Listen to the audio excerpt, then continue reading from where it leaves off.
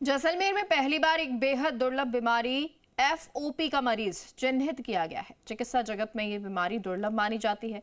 क्या है पूरा मामला, रिपोर्ट देखिए।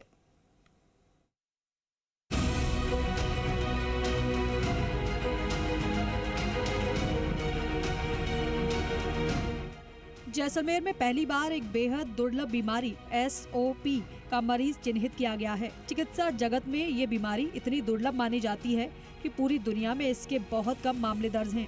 जैसलमेर में सामने आया ये मामला डॉक्टर्स और स्वास्थ्य विभाग के लिए भी चर्चा का विषय बन गया है। इस दुर्लभ बीमारी को लेकर शहर के वरिष्ठ शिशु रोग विशेषज्ञ डॉक्टर दिनेश जांगिड़ ने बताया है कि एफओपी एक आनुवंशिक और अत्यंत दुर्लभ रोग है, जिसमें शरीर की मांसपेशियां, लिगामेंट और टिश्यू धीरे धीरे हड्डियों में बदलने लगते हैं। जो मांसपेशियां होती है, अपनी टेंडन्स, लिगामेंट्स होते हैं, वो धीरे धीरे इस बोन के अंदर कन्वर्ट हो जाते हैं। बोन फॉर्मेशन होने लग जाता है उनके अंदर, तो बोन की तरह बिल्कुल शरीर कड़क हो जाता है एकदम ऐसे। तो इसको बोलते हैं स्टोनमैन डिजीज।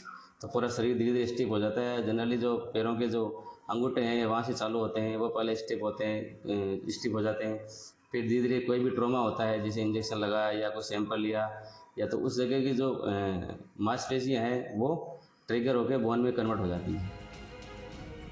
डॉक्टर जांगिड़ के अनुसार इस बीमारी को आम बोलचाल में स्टोन मैन सिंड्रोम भी कहा जाता है।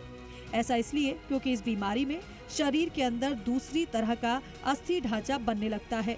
डॉक्टर्स के अनुसार इस बीमारी की सबसे बड़ी चुनौती ये है कि इसका अभी तक कोई स्थायी इलाज उपलब्ध नहीं है।